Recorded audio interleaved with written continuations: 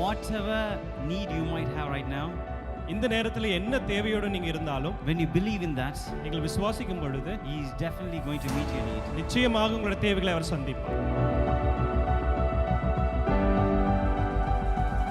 So the same Jehoshaphat, the same way he defeated the enemy, you can defeat your enemy. யெகோஷாவாத் எப்படி எதிராளிகளை அவர் முறியடித்தாரோ அதே போல நம்மாலும் நாம் செய்ய முடியும்.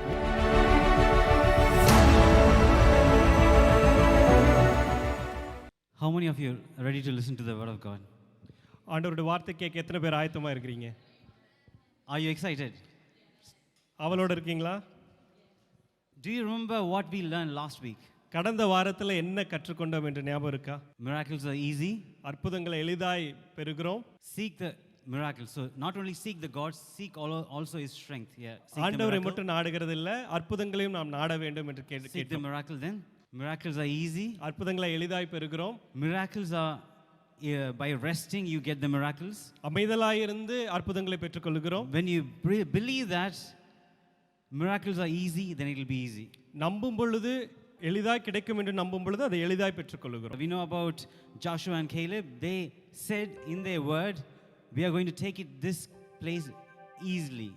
யோசுவாவும் காலேபும் சொன்னார்கள், இந்த ஸ்தலத்தை நாம் எளிதாய் பற்றி பிடிப்போம் என்று சொன்னார்கள். So if you believe and if you say with your word, I am going to conquer my enemy with ease, then that will be easy for you. விசுவாசித்து அறிக்கை செய்து இந்த எதிராளியை நான் வென்று விடுவேன், மேற்கொள்வேன் என்று சொல்லும் பொழுது நிச்சயமாய் நாம் அதை செய்ய முடியும்.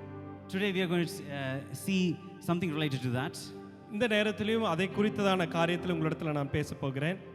Just now we heard like Jehovah Jireh. We were singing that song, right? Jehovah ஈரே என்று நாம் பாடினோம் அல்லவா? So what does that mean? அதற்கு என்ன அர்த்தம்? My provider. என்னோட தேவையை சந்திக்கிறவர். He meets all your needs. என்னோட எல்லா தேவைகளையும் அவர் சந்திக்கிறவர். So whatever need you might have right now, இந்த நேரத்தில் என்ன தேவையோடு நீங்க இருந்தாலும், when you believe in that, நீங்கள் விசுவாசிக்கும் பொழுது He is definitely going to meet your need. நிச்சயமாக உங்களுடைய தேவைகளை அவர் சந்திப்பார். How many needs He is going to meet you? எத்தனை உங்களுடைய தேவைகளை சந்திக்க போகிறார்? All your needs. எல்லா தேவைகளையும். So for a second, tell the person next to you, He is going to meet all your needs. அருகில் இருக்கிறவங்களை பார்த்து சொல்லுவீங்களா, உங்களுடைய எல்லா தேவைகளையும் கர்த்தர் சந்திப்பார். So just imagine in your mind how many needs you have. சிந்தித்து பாருங்க எவ்வளவு தேவைகள் இருக்கிறது. If you are not healthy, then that means you have a need. ஒரு நல்ல சரீர பலன் இல்லை என்றால் அதுவும் ஒரு தேவைதான். Even if you have a headache, so that is a need. You need to be healthy. ஒரு தலைவலி இருந்தாலும் அதை நீங்களாக்க வேண்டும் என்கிற ஒரு தேவை உண்டு. Even any small pain in your body, any small lack, that is a need in you. ஒரு சின்ன வலி சரீரத்தில் இருந்தாலும் அது நம்மை விட்டு விலக வேண்டும் என்கிற ஒரு தேவை உண்டு. Any lack, any loneliness, any pain, that is a need. எந்தவித வறுமையோ தனிமையோ எப்படிப்பட்ட பிரச்சனையா இருந்தாலும் அது ஒரு தேவை. When you confess that He is all your need, then He will be all your need. நாம் கர்த்தர் ஒருவரே போதும் என்று நாம் அறிக்கை பண்ணும் பொழுது எல்லா தேவைகளையும் அவர் சந்திக்கிறவராய் இருக்கிறார். So God is good. கர்த்தர் நல்லவர். All the time. எல்லா நேரங்களிலும் கர்த்தர் நல்லவர். God is good all the time. Amen. All the time means when? எல்லா சமயங்களும் சொன்னா என்ன அர்த்தம்? Today, இன்று மாத்திரமா? tomorrow, நாளை மாத்திரமா? day after tomorrow, அடுத்த நாள் மாத்திரமா? even in the worship we said like goodness and mercy shall follow me. துதியில கூட நம்ம கேள்விப்பட்டோம் இல்லையா, நன்மையும் கிருபையும் என்னை தொடரும். How many days? எத்தனை நாட்களாக? All the days means every single day. ஜீவனுள்ள நாளெல்லாம், ஒவ்வொரு நாளும். So if you wake up tomorrow morning, what you should be expecting? காலையில எழும் பொழுது நீங்க என்ன எதிர்பார்த்து எழ வேண்டும்? Today I will have goodness. இந்த நாளில எனக்கு நன்மை கிடைக்கும். Sometime we might think like someday we might have bad days, sometime good days. That is worldly talk. சில நாட்களிலே இந்த நாள் நல்லா இருக்குது, இந்த நாள் கெடுதலா எனக்கு இருக்கிறது என்று நினைப்பது, சிந்திப்பது அது உலக பிரகாரமான ஒரு பேச்சு. But Bible says goodness and mercy shall follow me all the days of my life. ஆனால் தேவனுடைய வார்த்தை சொல்லுகிறது, நன்மையும் கிருபையும் அனுதினமும் நாள்தோறும் என்னை பின்தொடரும். Tell the person next to you, he is going to give goodness and mercy all the days come to you. அருகில் இருக்கிறவங்களை பார்த்து சொல்லுங்க, அனுதினமும் கர்த்தருடைய நன்மையும் கிருபையும் தொடரும் என்று. So more and more you speak, it will happen to you. எந்த அளவுக்கு பேசுகிறீர்களோ அந்த அளவுக்கு அது நடக்கும். That's exactly what we are going to listen today. அதை தான் நாம் இன்று கேட்க போகிறோம். So I'm going to tell you about a story. இன்று நான் உங்களுக்கு ஒரு கதையை நான் சொல்ல போகிறேன்.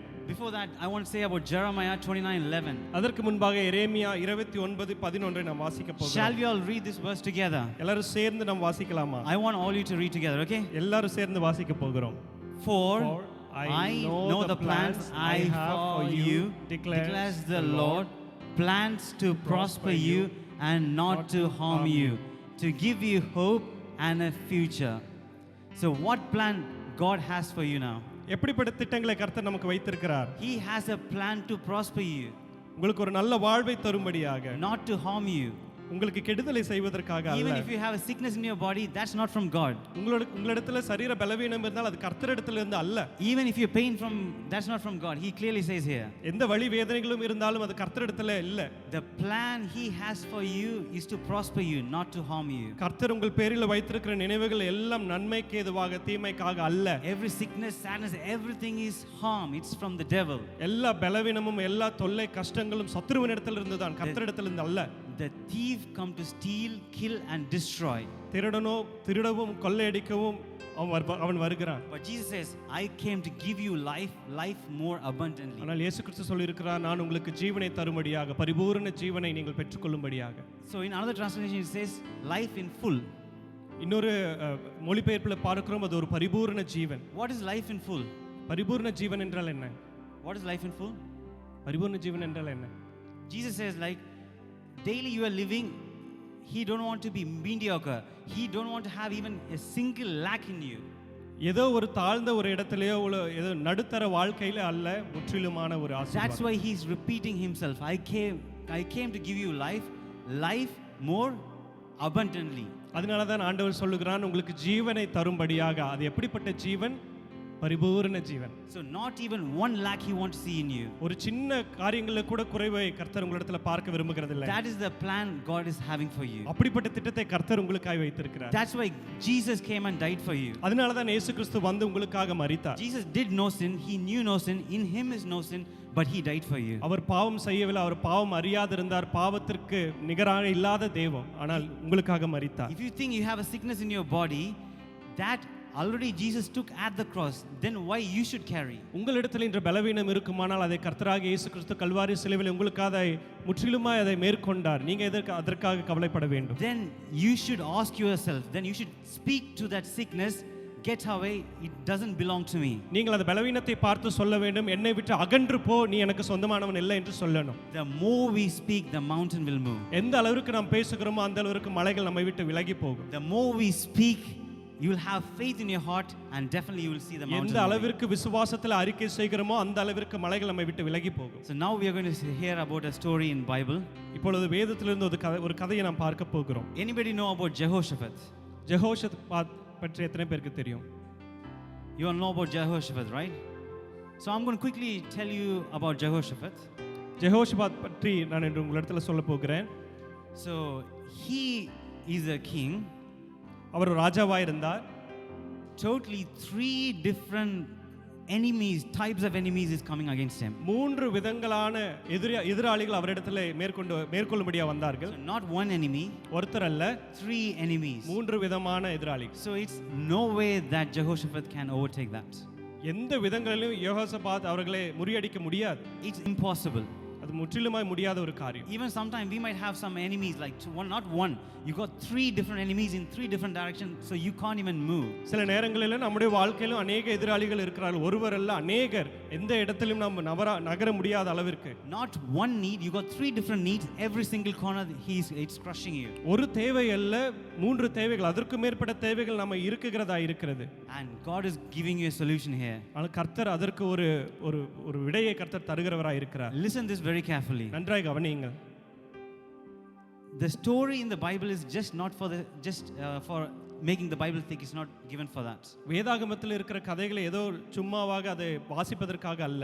It's just to know how the enemies were tackled and we learn and we can apply that in our life. ஆனால் எதிராளிகளை கர்த்தர் எப்படி முறியடிக்க செய்தார் என்பதை அதை கற்றுக்கொண்டு நம்முடைய வாழ்க்கையிலே அதனை நாம் சரிபார்த்து கொள்ளும்படியாக. Because God is same yesterday, today and கர்த்தர் நேற்றும் இன்றும் என்றும் மாறாதவராய் இருக்கிறார். forever He is the same.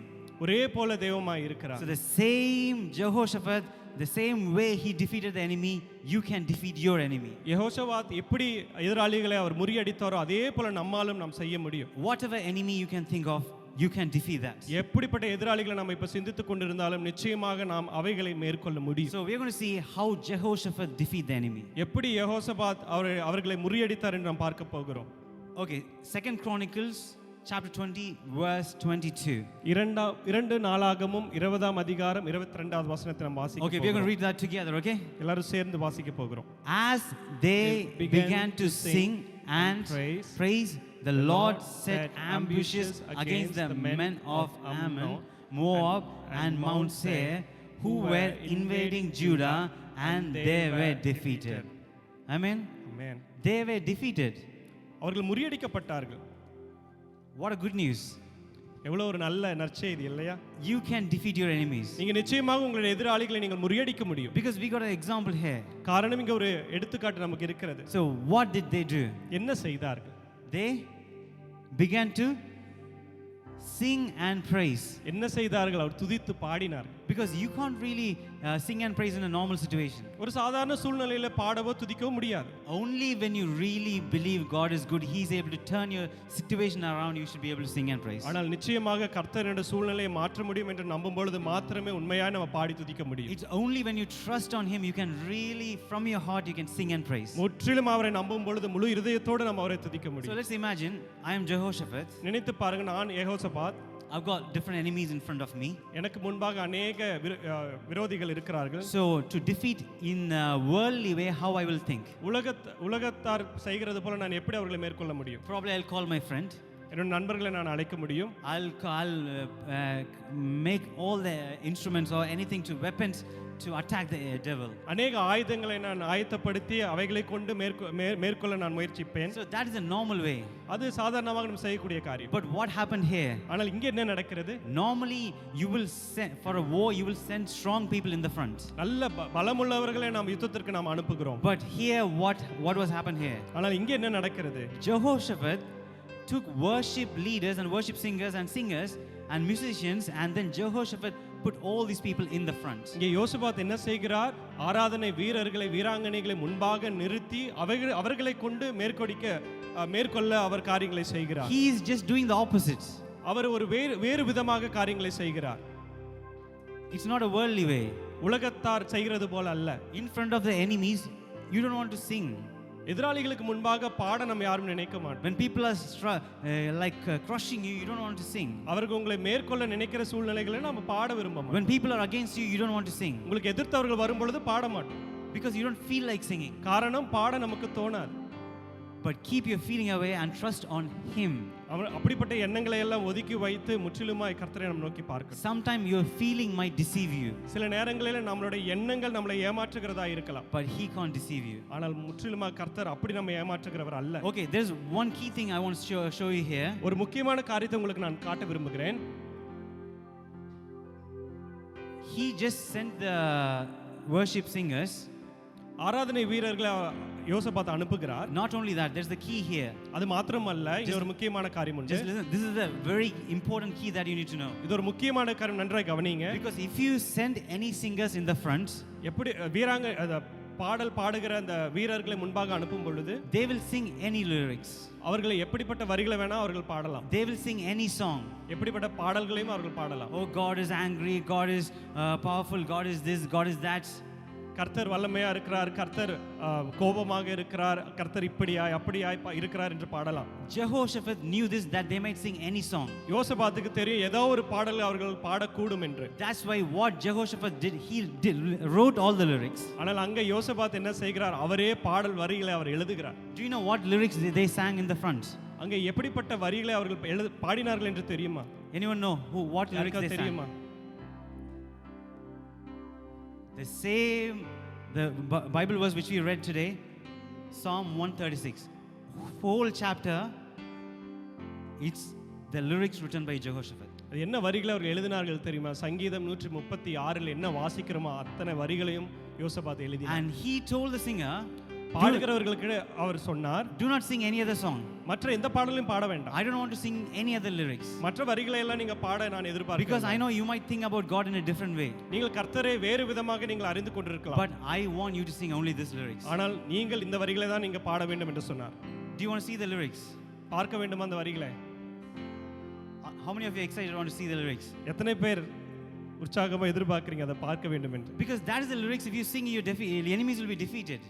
காரணம் அப்படிப்பட்ட வரிகளை பாடும் பொழுது எதிராளிகளை நாம் மேற்கொள்ள முடியும். Because probably you are singing lyrics which is not in line with what God wants you to. சில நேரங்களில் கர்த்தர் நமக்கு வேண்டிய எந்த காரியங்களை அவர் செய்ய நினைக்கிறாரோ அப்படிப்பட்டதற்கான வரிகளை நாம் பாடுகிறது இல்லை. Okay, I'm going to read only one verse. ஒரே வசனத்தை நான் வாசிக்க போகிறேன். But he is repeating the same line every single verse. ஆனால் அந்த வார்த்தை தான் தொடர்ந்து அவர் மறுபடியும் சொல்லுகிறார். It's easy to remember. அதை எளிதாக நாம நினைவில் கொள்ள முடியும். We are going to read Psalm 136 verse 1. சங்கீதம் 136 ஒன்றாவது வசனத்தை வாசிக்கலாம். Shall we all read this together? எல்லாம் சேர்ந்து வாசிக்கலாம். Yeah. Give thanks to the Lord, for he is good, his love endures forever. For he is good and his love endures forever. கர்த்தர் நல்லவர், அவருடைய கிருபை என்றும் உள்ளது. Go and read this chapter 136. வீட்டுக்கு போய் 136ஆம் சங்கீதத்தை நீங்க வாசித்து பாருங்க. Every single verse in that chapter is same thing repeated. எல்லா வசனங்களும் இப்படிப்பட்ட வார்த்தைகளினாலே அது இருக்கிறது. He said that I don't want you to read any other lyrics. I just want you to repeat the same line again and again and again and again. ஏதோ வரிகளை நீங்கள் பாடுவது அல்ல, ஆனால் இந்த வரிகளை நீங்க தொடர்ந்து மறுபடியுமாக நீங்க பாட வேண்டும் என்று சொன்னார். And he didn't focus on any negative. எந்தவித பலவீனமான காரியங்களை அவர் பார்க்கல. There are 1,000 things God has done good for you. ஆயிரமாக கர்த்தர் நமக்கு நன்மைகளை செய்திருக்கிறார். Sometime when you like have a big screen like this and you have a small dot in that, what you will be focused on? இப்படிப்பட்ட ஒரு பெரிய திரையில ஒரு சின்ன புள்ளி அங்க இருக்கும் பொழுது நம்ம எதை பார்ப்போம்? What do you focus? எதை பார்ப்போம்? You will see the dots, right? அந்த சிறு புள்ளியை தான் நாம் பார்த்து கொண்டிருப்போம். Will you see the white around that small dots? அந்த புள்ளியை சுற்றிலுமா இருக்கிற அந்த வெண்மையான பெரிய திரையை நாம் பார்ப்போமா? Our human mentality is that we are focused on the negative. நம்முடைய மனுஷ எண்ணங்கள் எப்பொழுதுமே அப்படிப்பட்ட அந்த சிறு காரியங்களை மாத்திரமே பார்த்து கொண்டிருக்கிறதா? God gave 1,000 things is good for you. கர்த்தர் ஆயிரமான நன்மைகளை நம்மளோட வாழ்விலே செய்திருக்கிறார். Even if you can breathe, that is a big thing. நம்ம சுவாசிக்கிறோம் என்றால் அதுவும் நன்மையான ஒரு காரியம். Those who went through corona like sickness, you know one single second how hard is to breathe. Corona காலகட்டங்களிலே மூச்சு விடுவதற்கு எவ்வளவு சிரமப்பட்டார்கள் என்று எல்லாருக்கும் தெரியும். See here, everyone are breathing very good. இங்க எல்லாரையும் பாருங்க, நன்றாக எல்லாரும் சுவாசிக்க முடிகிறது. So there are 1,000 things you can thank God for. 1000 காரியங்களுக்கு கர்த்தருக்கு நாம் நன்றி சொல்ல கடமைப்பட்டு இருக்கிறோம். So that is exactly the lyrics here. They were singing again and again. அவர்கள் பாடின வரிகள் இதுதான், திரும்பவுமாய் பாடினார். So you might have enemies in your life. உங்க வாழ்க்கையில விரோதிகள் இருக்கலாம். You might have need or lack. உங்களிடத்துல தேவை இல்லாமலும் இருக்கலாம். Don't focus on the lack. அது குறைவான காரியங்களில நம்முடைய கவனங்களை வைக்கிறது இல்ல. Because he is standing in front of the enemies and he is not singing how bad God is, how he gave me sickness, how he is giving me problem, how God is allowing problem, how God is angry on me. They didn't sing any of that. They were singing focused on God's goodness. காரணம் இங்க இருக்கிற சூழ்நிலையை பார்க்கிறோம். எதிராளிகளுக்கு முன்பாக அவர்களுக்கு கர்த்தர் என்ன தீமையை செய்தார், என்ன காரியம் அவருடைய வாழ்வில் இல்லை, கர்த்தர் ஏன் கோபமா இருந்தார், ஏன் இந்த காரியங்கள் எல்லாம் வாழ்வில் நடைபெறுகிறது என்று அவர்கள் சொல்லவில்லை. ஆனால் இந்த காரியங்களை சொல்லிக் கொண்டிருந்தார். Focus on the 1,000 things God did good for you rather than focusing on one negative that is devil is bringing, but you are still blaming God. சத்துரு கொண்டு வருகிற ஏதோ ஒரு குறைவுகளை மாத்திரம் நம்ம பார்த்து கொண்டிருப்பதில்லை. கர்த்தர் நம்முடைய வாழ்க்கையில செய்த 1000 நன்மைகளை நாம் பார்க்கிறவர்களாக இருக்க வேண்டும். Start thanking him, the devil will be defeated. கர்த்தருக்கு நாம் நன்றி சொல்ல ஆயத்தமாய் இருக்க வேண்டும். அப்பொழுது சத்துரு தோற்கடிக்கப்படுவான். Start praising him, the enemies will be defeated. அவரை நாம் துதிக்க தொடங்கும் பொழுது நிச்சயமாக சத்துரு தோற்கடிக்கப்படுவான். They were around the wall like 6-7 days. They were like singing and they were like walking, but they were shouting and every wall fell. Jericho wall. அந்த மதில் நாம் பார்க்கிறோம். எரிகோ மதிலை 6 நாட்களும் அவர்கள் அமைதியாக சுற்றி தீர்ந்து கொண்டிருந்தார்கள். அந்த கடைசி நாட்களில் அவர்கள் பாடின பொழுது அந்த மதில் உடைந்து விழுந்தது. So it's not focusing on how big your enemy is, but focusing on how big your God is. எப்படிப்பட்ட விரோதி என் முன்னாக இருக்கிறான் என்பதை பார்க்கிறதல்ல, எப்படிப்பட்ட தேவனை நாம் ஆராதிக்கிறோம் என்று பார்க்க வேண்டும். Amen. Amen. Okay, now we are going to focus on one thing. இன்னொரு காரியத்தை நாம் பார்க்க போகிறோம். Goodness of God. கர்த்தர் செய்கிற நன்மைகள். So the first thing I want to show you is God is good. கர்த்தர் நல்லவர் என்பதை நான் உங்களுக்கு சொல்ல இருக்கிறேன். God is good all the time. கர்த்தர் எப்பொழுதும் நல்லவராகவே Every இருக்கிறார். single day He is good. ஒவ்வொரு நாளும் நல்லவராக இருக்கிறார். The sickness which came to you, the pain which came to you, the problem which came to you, it's not from God, it's from the devil. பலவீனங்கள், வலிகள், பிரச்சனைகள் எல்லாமே தேவனிடத்திலிருந்து நீங்கள் பெறவில்லை. Sometimes we might think, oh, Bible it says God is angry on me, God is angry on people, God is punishing people, God is angry on people. How can you say about that? சில நேரங்களில் நாம் பார்க்கிறோம் கர்த்தர் கோபமாக இருந்தார், கர்த்தர் இதை அவர்களுக்கு அனுமதித்தார், கர்த்தர் தான் இதை செய்தார் என்றெல்லாம் நாம் வேதத்தில் பார்க்கிறோம். அதை எப்படி பார்க்கலாம்? Now you have like some people might come and say like, oh, God might be angry on you, God might be bad on you, God might punish you, this thing, that thing. சில நேரங்களில் சிலர் உங்களிடத்தில் வந்து சொல்லலாம் கர்த்தர் உங்கள் மீது விரோதமாக இருக்கிறார், கர்த்தர் உங்கள் மீது கோபமாக இருக்கிறார் என்று. Bible says He's on one side. வேதாகமம் சொல்லுகிறது கர்த்தர் ஒரு பக்கமாக அவர் நிற்கிறார். He is either angry on you or not angry on you. அவர் உங்க மேல கோபமா இருக்கலாம், இல்லாவிட்டால் கோபம் இல்லாமலும் இருக்கலாம். So what makes God angry on you? அல்ல எந்த ஒரு காரியம் கர்த்தரை கோபிக்கிறதுக்கு காரணமா இருக்கிறது? This is very important. அதை நீங்க நன்றாக அறிந்து கொள்ள வேண்டும். Because human nature is always thinking that God is against you. காரணம் மனுஷனுடைய எண்ணங்கள் எப்பொழுதுமே கர்த்தர் எனக்கு விரோதமா இருக்கிறார் என்றே நாம் சிந்தித்துக் கொண்டிருக்கிறோம். Even if the devil brings you a problem, you might blame on God. God, why are you doing this to me? சத்துரு கொண்டு வருகிற எல்லா பிரச்சனைகளையும் நாம் பார்க்கும் பொழுது அதனை கர்த்தரிடத்தில் அதை நாம் செலுத்தி நீர் கொடுத்தீர் என்று நாம் சொல்லுகிறோம். So we need to be sure that when we need to know when God is angry, why God is angry and why God is punishing people. நம்மளை அறிந்து கொள்ள வேண்டும் கர்த்தர் எதற்காக கோபப்படுகிறார், கர்த்தர் எந்த காரியத்தை குறித்து அவர் விரோதமா இருக்கிறார் என்று. Anyone know why God is angry on us? எந்த காரியங்களுக்கு கர்த்தர் கோபப்படுகிறார் என்று எல்லாருக்கும் தெரியுமா? Exactly why God is angry. கர்த்தர் ஏன் கோபப்படுகிறார்? Faith. Without faith, விசுவாசம் இல்லாததுனால. Yeah, there are many things, but there are specific things. Bible clearly says when God is angry and when God is not. நிறைய காரியங்களை நீங்க நினைவு கொள்ளலாம், ஆனால் வேதாகமம் சொல்லுகிறது சில காரியங்களை குறித்து. When God will punish and when God will punish not. எப்போ கர்த்தர் தண்டிக்கிறவராய் இருக்கிறார், தண்டிக்காமல் இருக்கிறார். Only when you know that you can truly love God. அதை நன்றாய் தெரிந்து கொள்ளும் பொழுது கர்த்தரை இன்னுமாய் நாம் நேசிக்க முடியும். Imagine your parent is there, sometimes he hits and sometimes he doesn't hit, and then what you will think, whether he is good or bad, what you will think? பெற்றோர் உங்களை அடிக்கும் பொழுது அடிக்காமல் இருக்கும் பொழுது அவர்கள் நல்லவராகவா இல்ல தீயவராகவா இருப்பார்கள் என்று நம்ம எப்படி நாம் புரிந்து கொள்ளுகிறோம்? You will be confused whether is my parent is good or bad. அவர்கள் நம்மளை அடிக்கும் பொழுது துன்புறுத்தும் பொழுதோ அவர்கள் செய்கிற காரியங்கள் குறித்து நம்ம சில நேரங்களில் confuse ஆகிவிடுவோம். Like when you are matured, when they say really love you, that means real love. அவர்கள் உண்மையான நேசிக்கிறேன் என்று சொல்லும் பொழுது அது உண்மையான ஒரு நேசம். Bible says he வார்த்தையினால் சிட்சிக்கின்றார். The Lord disciplines through His word. Yeah, through the word, not by pain, sorrow, sickness. நம்முடைய பிரச்சனைகளிலே, கவலைகளிலே, கஷ்டங்களினாலே கர்த்தர் நம்மளை சிட்சிக்கிறவர் அல்ல. So okay, we are going to see the history. Are you how many of you are happy, like excited to know about the history? சில வரலாற்றிலிருந்து சில காரியங்களை நாம் பார்க்க போகிறோம். So quickly we are going to see history, how God dealt and how when God was angry. சீக்கிரமா சில காரியங்களை நாம் பார்க்க போகிறோம். எப்படிப்பட்ட காரியங்களிலே கர்த்தர் தன் கோபத்தை அவர் வெளிப்படுத்தினார். So what are the different areas God was angry and what are the different areas God was not angry? எந்தெந்த இடங்களிலே கர்த்தர் கோபப்பட்டார், கோபப்படவில்லை என்று நாம் பார்க்க போகிறோம். Are you ready? ஆயத்தமா இருக்கிறீங்களா? Okay. So first, when was the first sin? முதலாவது எப்போ முதல் பாவம் வந்தது? Adam and Eve, they were sin. ஆதாம் ஏவாள் செய்த பாவம். So now we have children of Adam and Eve. Who was that? ஆதாம் ஏவாளோட சந்ததியார் யாரு? Cain and Abel, okay? Coin Abel. So now listen to this. நல்லா கவனிங்க. Something is going to happen. ஒரு காரியம் நடைபெற போகிறது. So Abel is bringing the lamb. ஆபேல் ஒரு ஆட்டுக்குட்டியை கொண்டு வருகிறார். Lamb represents Christ. So he is believing not on his own strength. He is believing that someone is going to come in the future and he is going to die for me. So he is going to redeem me by his blood.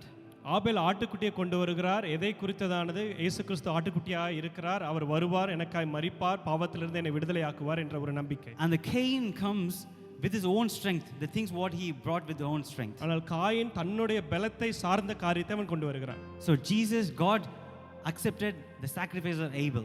ஆண்டவர் ஆபேலோட காணிக்கையை அவர் ஏறெடுத்துக் கொள்ளுகிறார். So Cain killed Abel.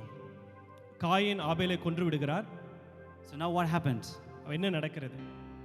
What God supposed to do? ஆண்டவர் என்ன செய்திருக்கணும் அங்க? He should punish Cain. காயினை நிச்சயமாக கர்த்தர் தண்டித்திருக்கணும். He should either kill Cain or punish Cain, whatever. Something should happen, right? காயினை கொன்றிருக்க வேண்டும் இல்ல தண்டித்திருக்க வேண்டும். What did God do? என்ன ஆண்டவர் செய்தார்? Yeah, he was protecting Cain. கர்த்தர் காயினை பாதுகாத்தார். doesn't seem to be fair.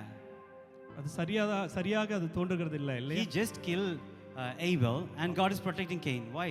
ஆபேலை கொன்ற காயினை கர்த்தர் பாதுகாக்கிறார். ஏன்? He is a good God. காரணம் அவர் நல்ல So கர்த்தர். we are going to come to that point. அந்த காரியத்திற்காக நாம் வரப்போகிறோம். But let's get to the next story. அடுத்த கதை நாம் பார்ப்போம். So Abel and Cain's then son. Now Abraham came.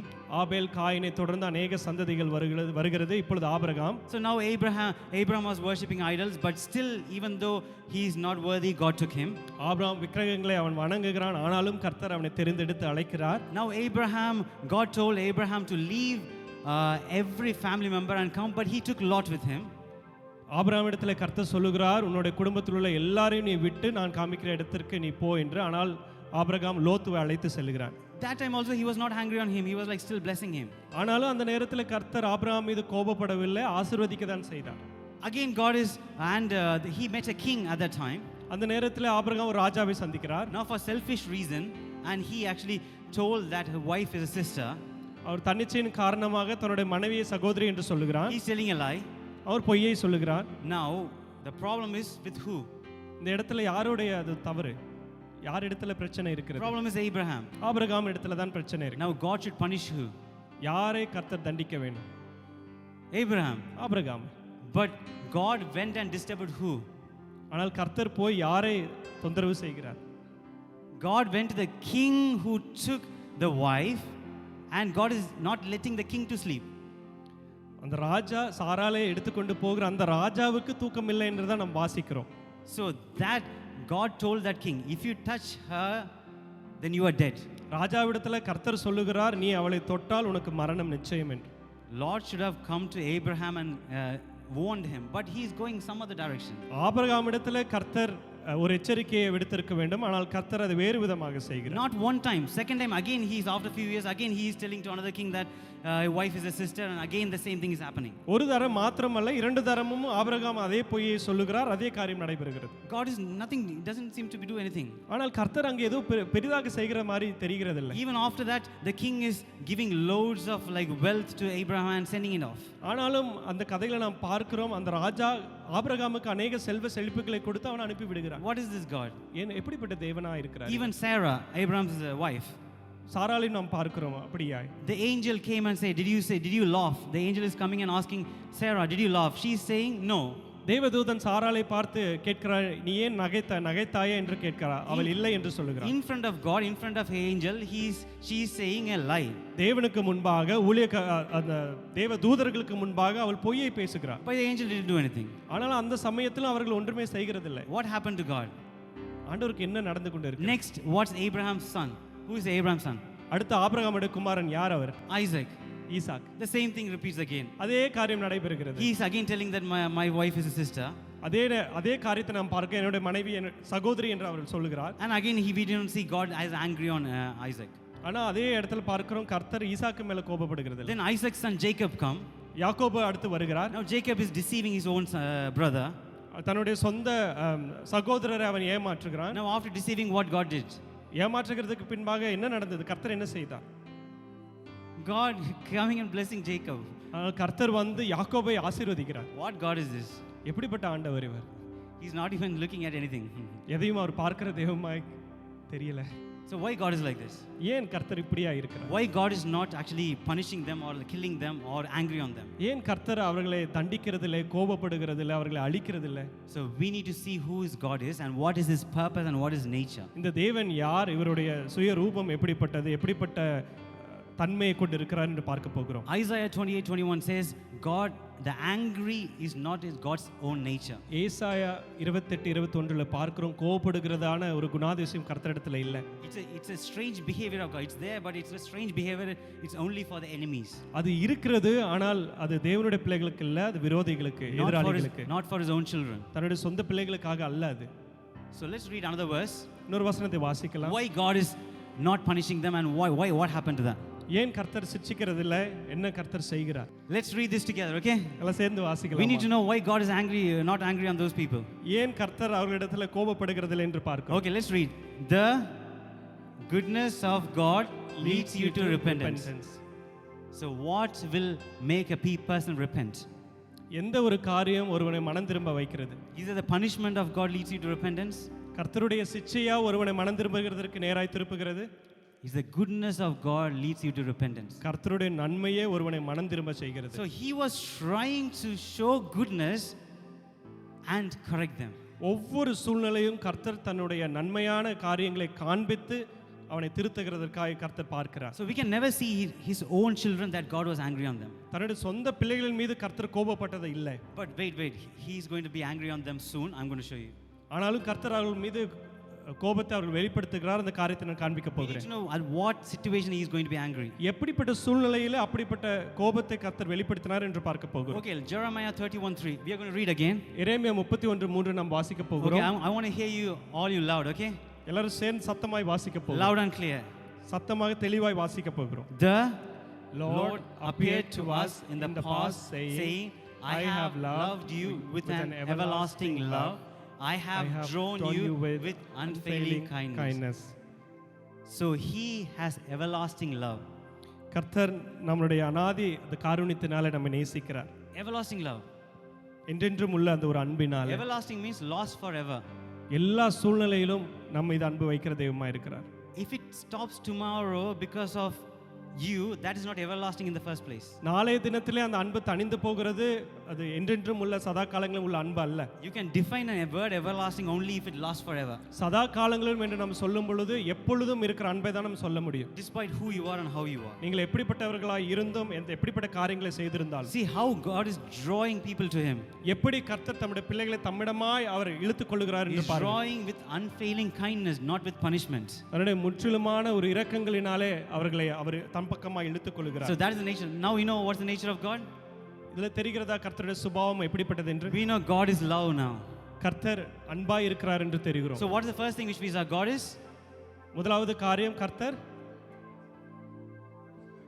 good, okay? கர்த்தர் அன்பாய் இருக்கிறார். Second, what God is? இரண்டாவது கர்த்தர் God is love. கர்த்தர் அன்பு செலுத்துகிறவராய் இருக்கிறார். So now let's continue with the story. தொடர்ந்து நாம் பார்ப்போம். So we came out to Jacob, right? யாக்கோபு வரை வந்திருக்கிறோம். Because we need to see at what point of time he is angry. நாம் பார்க்க போறோம் எது மட்டும் கர்த்தர் கோபத்தை அவர் காண்பித்தார். So Jacob changed his name to what name? யாக்கோபு தன் பெயரை என்னவாய் மாற்றினார்? Israel. Israel. The country we see now, Israel, it came from that. இப்பொழுது இருக்கிற இஸ்ரவேல் தேசம் அதிலிருந்து வந்தது. So now Israel is there. இஸ்ரவேல் இப்பொழுது இருக்கிறார். They were under slavery. அவர்கள் அடிமைத்தனத்தில் இருந்தார்கள். And they cried unto God. Only at that time we can read that God heard their cry and God brought them out from slavery. அவர்கள் கர்த்தரை நோக்கி கதறி அழுத பொழுது அவர்கள் அடிமைத்தனத்திலிருந்து கர்த்தர் அவர்களை விடுதலை பண்ணினார். Which means for many years they didn't even cry to God. அப்படி என்றால் अनेक நாட்களுக்கு அவர்கள் கதறி அழுகவில்லை. So okay, now they came out. இப்பொழுது அவர்கள் வெளியே வந்து விட்டார்கள். So Moses brought all the Israelites from slavery, okay? மோசே எல்லா இஸ்ரவேலர்களையும் அடிமைத்தனத்திலிருந்து வெளியே கொண்டு வந்தார். Are you with me? எல்லாரும் கவனிக்கிறீங்களா? Okay, now they brought all the children, all the people from the slavery. எல்லாரும் அடிமைத்தனத்திலிருந்து வெளியே கொண்டு வருகிறார். Now enemies are chasing from behind. இப்பொழுது எல்லா எதிராளிகள் விரோதிகள் அவர்களை துரத்தி கொண்டு வருகிறார்கள். Now இப்பொழுது these people what they are doing? இந்த ஜனங்கள் என்ன செய்கிறார்கள்? They are talking against Moses. ஆனால் இப்பொழுது மோசேக்கு எதிராக அவர்கள் பேசுகிறார்கள். They are murmuring. அவர்கள் முறுமுறுக்கிறார்கள். What did God do? ஆண்டவர் என்ன செய்தார் அங்க? What did God do? ஆண்டவர் என்ன செய்தார்? He opened the sea. அவர்களுக்காக இந்த சமுத்திரத்தை அவர்களுக்காக பிளந்து கொடுத்தார். Now they walked in the middle of the water. இப்பொழுது இந்த கடலின் நடுவில் அவர்கள் நடந்து செல்கிறார்கள். Again they were speaking against God and against Moses and against all the people, and then they were murmuring. வெளியே நடந்து வந்து கர்த்தருக்கு விரோதமாக மோசேக்கு விரோதமாக அவர்கள் மறுபடியும் முறுமுறுக்கிறார்கள். Then Mara water becomes sweet. அதே இடத்துல மாராவின் தண்ணீர் மதுரமாய் மாறுகிறது. Then again they are speaking against Moses. They are again actually murmuring. Then actually you got the water. Then you got manna coming from heaven. மறுபடியும் அவர்கள் மோசேக்கு எதிராக முறுமுறுக்கிறார்கள். கர்த்தர் மறுபடியும் அவர்கள் மீது அன்பு கூர்ந்து மன்னாவை தருகிறார். We can see no one died. ஆனால் பார்க்கிறோம் ஒருவரும் சாகவில்லை. For the first 50 days no one died. முதல் 50 நாட்களில் யாரும் மரிக்கவில்லை. Zero dead. பூஜ்யமாக யாருமே மரிக்கவில்லை. God didn't even get angry on any of them. யார் மீதாகவும் கர்த்தர் கோபப்படவில்லை. He was showing his goodness to bring them to repentance. கர்த்தர் தன்னுடைய காருண்யத்தை மாத்திரமே அவர்களிடத்தில் காண்பித்தார். Okay, now we are going to come to the turning point. இந்த இடத்துல ஒரு முக்கியமான ஒரு இடத்துக்கு வருகிறோம். On the 50th day something happened. 50வது நாளில் ஒரு காரியம் நடந்தது. 50th day, 50வது நாள் something happened. I'm going to ask you what day something happened, okay? திரும்பவும் நான் கேட்பேன், எந்த நாளில கர்த்தர் கோபப்பட்டார்? Something happened immediately. They did the same thing. They were murmuring and speaking against Moses. 50வது நாளில மறுபடியும் ஒரு காரியம் நடைபெற்றது. மறுபடியும் அவர்கள் முறுமுறுத்தார்கள், மோசேக்கு எதிராய் பேசினார்கள். Do you know how many people died? எத்தனை பேர் மரித்தார்கள் என்று தெரியுமா? 3,000 people died. 3000 பேர் மரித்தார்கள். On the 50th day, God came and said, "Today I'm angry on you." 50வது நாளில கர்த்தர் அவர்களை பார்த்து சொல்லுகிறார், நான் உங்கள் மீது விசனமாய் இருக்கிறேன். You can see only my back, not my face. என்னுடைய பின்புறத்தை தான் நீங்க பார்ப்பீர்கள், என்னுடைய முகத்தை அல்ல. From today onwards, nothing shall come near me. இந்த நாள் முதற்கொண்டு எதுவுமே என்னிடத்துல அருகில வர முடியாது. So what happens? என்ன நடந்தது? Why God changed? ஏன் கர்த்தர் தன்னை மாற்றிக் Do you கொண்டார்? know, before that 50th day, people were living more than 120 years. அந்த 50 நாட்களுக்கு முன்பாக எத்தனை ஆண்டுகளாக? 120 ஆண்டுகளாக மக்கள் Even வாழ்ந்து Moses கொண்டிருந்தார்கள். lived for 120 years. மோசேயும் 120 வருடங்கள் அவன் வாழ்ந்தான். After the 50th day, then Moses is writing in Psalms 90 that your life will be 70, with strength is going to be 80. இந்த 50வது நாட்களுக்கு பின்பாக காரியங்கள் எல்லாம் மாற போகிறது. So what happened? What changed? என்ன காரியம் மாறினது? What changed everything what God was doing before? என்ன ஒரு காரியம் மாறினது கர்த்தர் செய்த எல்லாவற்றும் வித்தியாசமாய் பார்க்கும்படியாக? We will come to, I'm going to tell you that. நான் அதை உங்களுக்கு நான் சொல்ல போகிறேன். But before that, I'm going to tell what's human nature. ஆனால் மனுஷனுடைய சுயரூபத்தை நான் சொல்ல போகிறேன். First, what did we see? God is? முதலாவது என்ன பார்த்தோம்? God is good.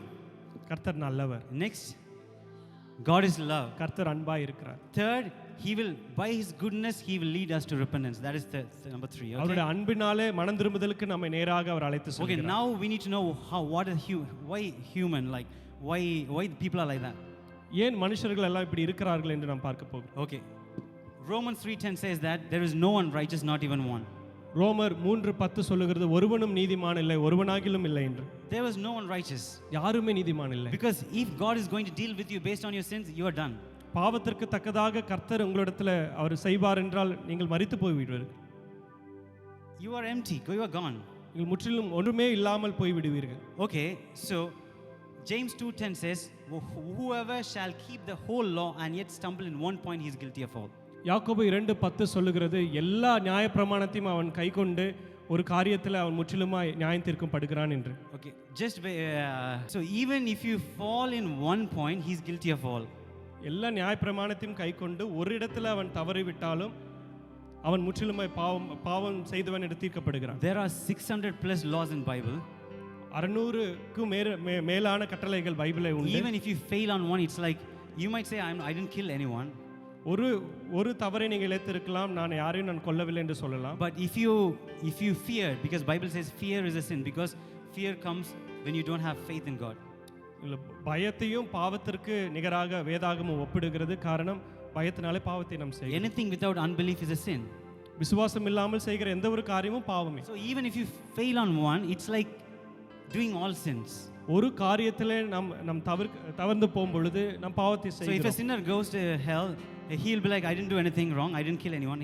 But the law says, even if you like afraid or fearful without faith, that means like killing someone.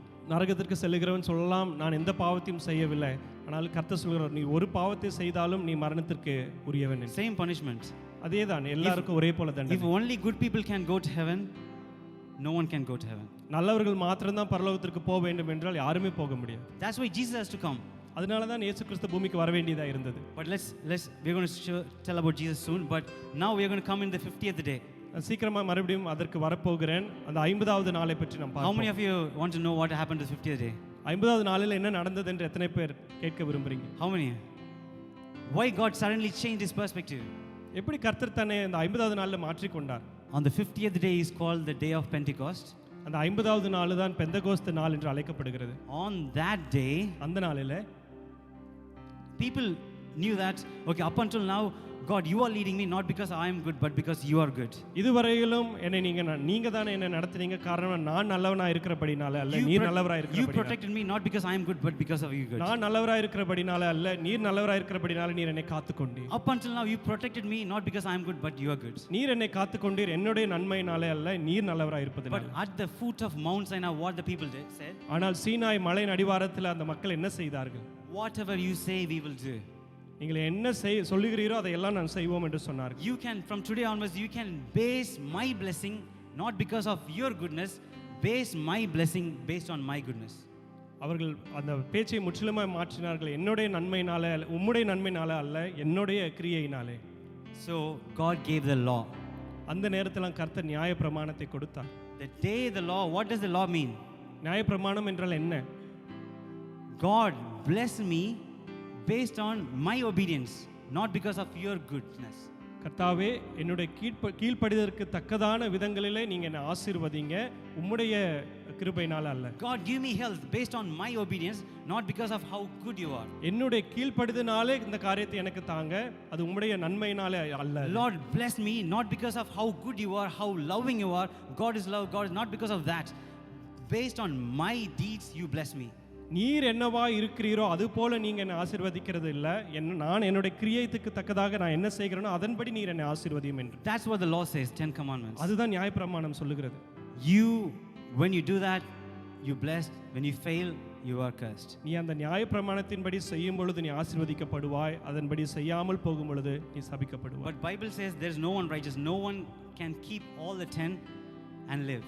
ஆனால் வேதாகமம் சொல்லுகிறது அந்த அத்தனை 10 கற்பனைகளையும் செய்து நீதிமானாய் தன்னை அழைத்துக் கொள்ள ஒருவனும் இல்லை. There's no one righteous. ஒருவனும் நீதிமான் இல்லை. Now we are stuck. ஆனால் அந்த இடத்துல தான் மாட்டிக்கொள்கிறோம். Whole humanity is stuck. மற்ற மனுஷர்கள் அத்தனை பேரும் அதில் மாட்டிக்கொள்கிறார்கள். Because before the time of Moses, people lived more than 120 years. மோசேயின் காலகட்டத்தில் 120 ஆண்டுகளாக எல்லாரும் வாழ்ந்து கொண்டிருந்தார்கள். Now after the time of Moses, now it's 70, with strength it's 80. இப்பொழுது மோசே காலத்திற்கு பின்பாக 70 80ஆக குறைந்து விட்டது. Before that people are less likely to get sickness. அப்பொழுது அவர்களுக்கு பலவீனம் சுகவீனம் என்கிறதே பெரிதாக இல்லை. Now people start getting more sick so that they can die soon. ஆனால் இப்பொழுது அவர்களுக்கு अनेक பலவீனங்கள் அவர்களிடத்தில் வருகிறது, अनेகர் அவர்கள் மரித்து போகிறார்கள். But God wants you to live long. ஆனால் கர்த்தர் நீங்கள் நீண்ட நாட்களை வாழும்படியாக அவர் ஆசைப்படுகிறார். Only when the sickness come early they can die at 70 or with strength 80. பலவீனங்கள் அவர்களிடத்தில் வரும் பொழுது தான் 70 இல்லை 80 அந்த வருடத்திலே அவர்கள் இறக்கிறார்கள். So everything, all the humanity came down. எல்லா மனுஷரும் கீழே விழுந்தார்கள். Because of that situation. காரணம் அப்படிப்பட்ட ஒரு சூழ்நிலையினாலே வியாதியினாலே அவர்கள். Now God is going to bless you based on your obedience. காரணம் உங்களுடைய கீழ்ப்படிதலுக்கு தக்கதான விதங்களிலே கர்த்தர் உங்களை ஆசீர்வதிக்கிறார். God is going to heal you based on your obedience. உங்களுடைய கீழ்ப்படிதலுக்கு தக்கதான சுகத்தை கர்த்தர் உங்களுக்கு தருகிறார். Not 99% obedience, 100% obedience. 99% அல்ல 100% கீழ்ப்படிதல்னால. Even if you fail on one, it's like failing, it's getting 0. ஒரு காரியத்திலே நீங்கள் அது தவறி விட்டாலும் சரி, அது உங்களுக்கு முற்றிலுமா கிடைக்காது. In your school, when you get marks, what is your pass mark? உங்களுடைய பள்ளியிலே பாஸ் மார்க் என்றால் அது என்ன, எவ்வளவு mark? 35, 35, 40, 40, any other? 50, 50. So 50 is a pass mark, 40 is a pass mark. So even in college and schools, even if you get 45 or 35 or 50, that's a pass, right? 45, 35 பள்ளியிலோ கல்லூரியிலோ நீங்கள் அதை பெறும் பொழுது நீங்கள் பாஸ் ஆகி விடுகிறீர்கள். But the law of God, even if you get 99, it's equal to getting 0. கர்த்தருடைய நியாயப்பிரமாணத்திலே 99% நீங்க பெற்றாலும் நீங்கள் அது 0 பெறுவதற்கு சமானம். It's impossible to go to heaven and it's not possible to get healed or anything. அதனை வைத்து சுகம் பெறுவதோ பரலோகத்திற்கு போவதோ முடியாது. You have to live with less life, less years. குறைந்த ஆயுசை வைத்து தான் நீங்க வாழ வேண்டும். We got stuck because of the law. நியாயப்பிரமாணத்தினாலே நமக்கு இப்படிப்பட்ட குறைவுகள் வந்தது. Because God is going to deal based on our obedience. காரணம் நம்முடைய கீழ்ப்படிதலுக்கு தக்கதான ஆசீர்வாதங்களை நாம் பெற்று வருகிறோம். But do not be sad. ஆனால் கவலைப்பட வேண்டாம். We have a good news. ஒரு நற்செய்தி உண்டு. We have Jesus. இயேசு கிறிஸ்து இருக்கிறார். Okay, let's read on verse. ஒரு வசனத்தை வாசிக்கலாம். Romans 10:4. Shall we all read together? ரோமர் 10:4 எல்லாம் சேர்ந்து வாசிக்கலாம். I want Romans 10:4. For Christ is the end of the law for righteousness to everyone who believes. Amen. Amen. Who is the end of the law? Christ is the end of the law. On the day of Pentecost, first Pentecost, 3,000 people died. முதலாவது பெந்தகோஸ்து நாளிலே 3000 பேர் மரித்தார்கள். And now we have another Pentecost, 3,000 people were saved. அடுத்த பெந்தகோஸ்துல பார்க்கிற 3000 பேர் ரட்சிக்கப்பட்டார்கள். First the day of Pentecost there was law was given. முதலாவது பெந்தகோஸ்துல நியாயப்பிரமாணம் Now கொடுக்கப்பட்டது. the new Pentecost, the Spirit was given. புதிய பெந்தகோஸ்து நாளில் ஆவியானவர் கொடுக்கப்பட்டார். Everything changed. எல்லா காரியமும் மாறினது. Everything became as normal. எல்லா காரியமும் பழைய போல கர்த்தர் அதை மாற்றினார். All the law being cancelled. எல்லா நியாயப்பிரமாணம் அழிக்கப்பட்டது. Christ is the end of the law. கிறிஸ்து நியாயப்பிரமாணத்தின் முடிவாய் இருக்கிறார். What does that mean? அப்படி என்றால் என்ன? God is not going to bless you based on how you are, how good he is. உங்களுடைய கிரியைக்கு தக்கதான காரியங்களில் ஆசீர்வாதம் இல்ல, அவர் எப்படிப்பட்டவராய் இருக்கிறாரோ அதன்படி உங்களுக்கு ஆசீர்வாதம். He is going to take you further. He is going to heal you. He is going to bless you not because how good you are, but because how good he is. மேலுமாய் கர்த்தர் உங்களை ஆசீர்வதிக்க போகிறார், நல்ல சுகத்தை தர போகிறார். எப்படி உங்களுடைய கிரியைகளினால அல்ல, அவர் எப்படிப்பட்டவராய் இருப்பதினால. He is going to redeem you not because how good you are, but because how good he is. நீங்கள் எப்படிப்பட்டவர்களாய் இருக்கிறீர்கள் என்பதை குறித்ததானது அல்ல, அவர் எப்படிப்பட்டவராய் இருக்கிறார் என்பதை குறித்ததான காரியம். You are going to grow, you are going to prosper, you are going to multiply not because how good you are, but because how good he is. நீங்கள் நிச்சயமா வளருவீர்கள், செழிப்பீர்கள். காரணம் அது உங்களுடைய கிரியைகளினால அல்ல, கர்த்தருடைய நன்மையினாலே. Okay, let's read this last verse. Okay, கடைசி வசனத்தை வாசிக்க போகிறோம். Colossians 2:14. கொலோசியர் 2:14. We are going to read both in English and Tamil. Okay, தமிழ்லையும் ஆங்கிலத்திலையும் நாம் வாசிக்க போகிறோம். okay. Let's all read together. Having cancelled the charge of our legal indebtedness which stood against us and condemned us, he has taken it away, nailing it to the cross. So let's read in the Tamil. நமக்கு எதிரடையாகவும் நமக்கு எதிரடையாகவும் கட்டளைகளால் நமக்கு விரோதமாகவும். கட்டளைகளால் நமக்கு விரோதமாக. அப்ப நமக்கு எதிரடையா இருந்தது யாரு? Who was against us? Not the devil. Devil is not even in a picture. We sometimes think like devil is like a when you see like a story or something, there will be like a hero and a villain. We always think devil as a villain. அநேக நேரங்களில் சத்ருதான் நமக்கு எதிராளியாய் இருக்கிறார் என்று அநேக நேரங்கள் நாம் சிந்தித்துக் கொண்டு இருக்கிறோம். Which means we are giving value or weight to the devil that he is powerful. அப்படி செய்து எதிராளிக்கு சத்ருவுக்கு தான் நல்ல பலன் இருக்கிறது என்பதை போல நம்ம காட்டிக்கொள்கிறோம். But Bible doesn't say the devil has any power. ஆனால் வேதத்திலே சத்ருவுக்கு அப்படிப்பட்ட ஒரு பலன் இருக்கிறது போல வேதத்தில் எங்கேயும் பார்க்கல. All the power is taken at the cross. எல்லா வல்லமையும் கர்த்தர் சிலுவையில் அவர் அடித்து Sometimes we might hear the verse saying like, okay, he's like a roaring lion and he's going to try to devour you, he's going to swallow you. சில நேரங்களில் பார்க்கும் கர்ஜிக்கிற சிங்கத்தை போல விழுங்கும்படியா அவன் வகை தேடி கொண்டு இருக்கிறான் பார்க்கிறோம். Okay, think for a minute. ஒரு நிமிடமா யோசிப்போம். Have you seen Discovery? How many of you seen Discovery Channel? Discovery channel எத்தனை பேர் பார்த்திருக்கிறீங்க? When a lion going to attack, what it will do? ஒரு சிங்கம் இன்னொரு ஒரு இரையை தேடி ஓடும் பொழுது என்ன நடக்கிறது? Sit quietly, silent, and then attack.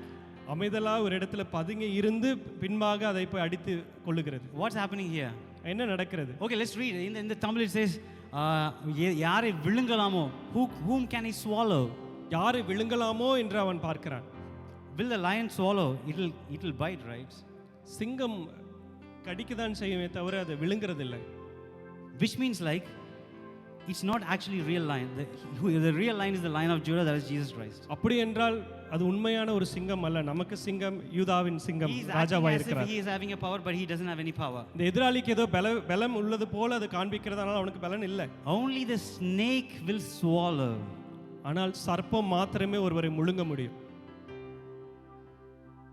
So he can wear as if he is God and he can come to you and say he is powerful. அவன் தேவனை போல தன்னை காண்பித்துக் கொண்டு அவனுக்கு வல்லமை உள்ளது போல அவன் தன்னை வெளிப்படுத்தலாம். But he doesn't have any power.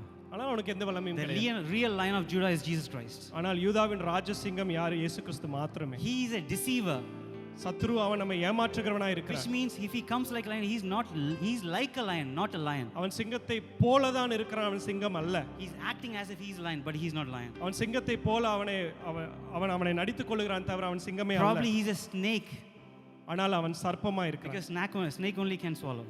என் காரணம் சர்ப்பம் தான் ஒருவனை விழுங்க முடியும். So let's read in Tamil. Okay, the final verse I'm going to explain and finish. Okay, மறுபடியும் அந்த வசனத்தை வாசிப்போம். நமக்கு எதிரடையாகவும் the thing which is against us, கட்டளைகளால் நமக்கு விரோதமாகவும் against us, இருந்த கையெழுத்தை குலைத்து அதை நடுவில் இராதபடிக்கு, so it's நடுவில் இராதபடிக்கு எடுத்து சிலுவையின் மேல் ஆணி அடித்து.